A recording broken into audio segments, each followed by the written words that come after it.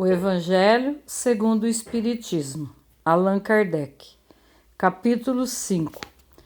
Causas anteriores das aflições. 6. Mas, se há males dos quais o homem é a causa primeira nesta vida, há outros, pelo menos na aparência, que lhe são completamente estranhos e que parecem atingi-lo como por fatalidade. Tal é, por exemplo, a perda de seres queridos e a de arrimos de família. Tais são ainda os acidentes que nenhuma providência poderia impedir, os reveses de fortuna que frustram todas as medidas de prudência, os flagelos naturais e as enfermidades de nascimento, sobretudo aquelas que tiram aos infelizes os meios de ganhar sua vida pelo trabalho, como as deformidades, a idiotia, o cretinismo, etc.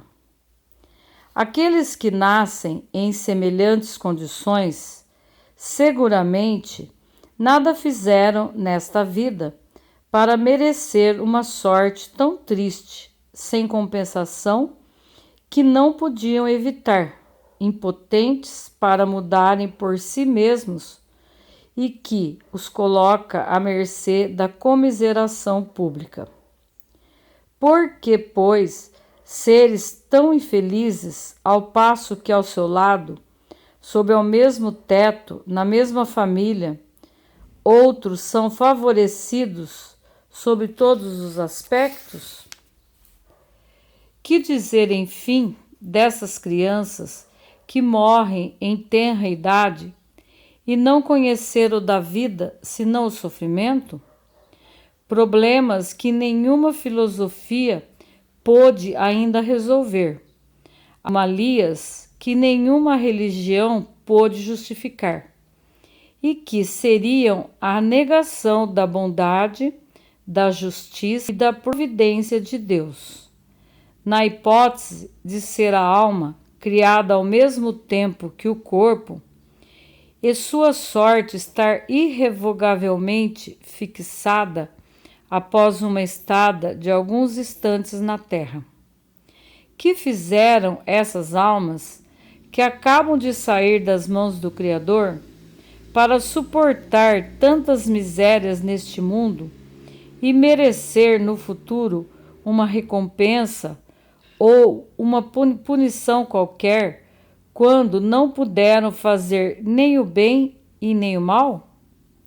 Entretanto, em virtude do axioma de que todo efeito tem uma causa, essas misérias são efeitos que devem ter uma causa. E desde que se admita um Deus justo, essa causa deve ser justa.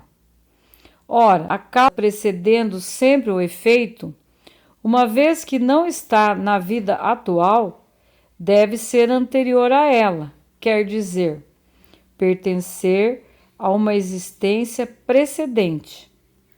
Por outro lado, Deus, não podendo punir pelo bem que se fez, nem pelo mal que não se fez, se somos punidos é porque fizemos o mal.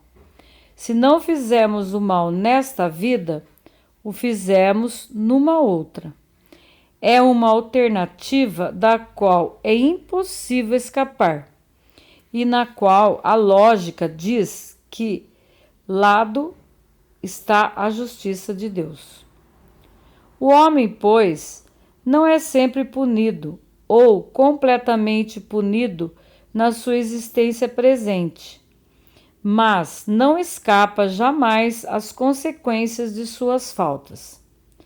A prosperidade do mal não é senão momentânea, e se ele não espia hoje, espiará amanhã, ao passo que aquele que sofre está espiando seu passado. A infelicidade que à primeira vista parece imerecida, tem, pois, sua razão de ser, e aquele que sofre pode sempre dizer: perdoai-me, Senhor, porque pequei. 7. Os sofrimentos por causas anteriores são frequentemente como os das faltas atuais, a consequência natural da falta cometida, quer dizer, por uma justiça distributiva rigorosa, o homem suporta o que fez os outros suportarem.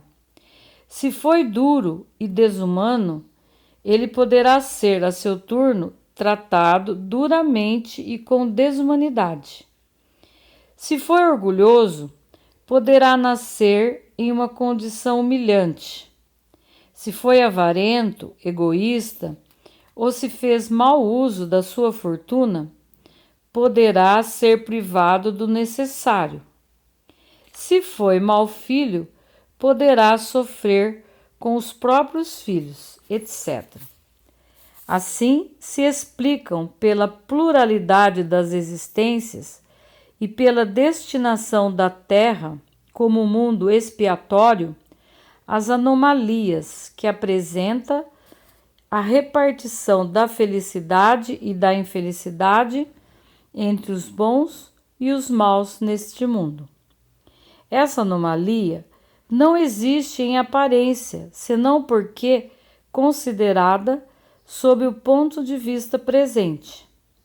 Mas se eleva pelo pensamento, da maneira a abranger uma série de existência, ver-se-á que cada um recebe a parte que merece, sem prejuízo da que lhe é dada no mundo dos espíritos, e que a justiça de Deus jamais é interrompida. O homem não deve jamais perder de vista que está sempre um mundo inferior, onde não é mantido senão pelas suas imperfeições. A cada vicissitude deve dizer se lhe pertence a um mundo mais elevado. Isso não ocorreria, e que depende dele não mais retornar a este mundo, trabalhando pelo seu aperfeiçoamento. 8.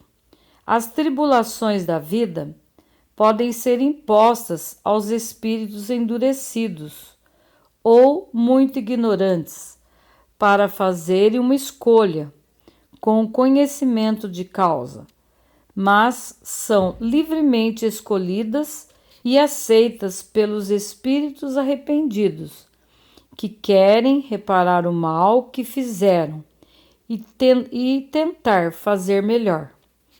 Tal é aquele que, tendo feito mal sua tarefa, recomeçá-la, a fim de não perder o benefício do seu trabalho. Essas tribulações, pois, são, ao mesmo tempo, expiações pelo passado, que elas punem, e provas para o futuro, que elas preparam.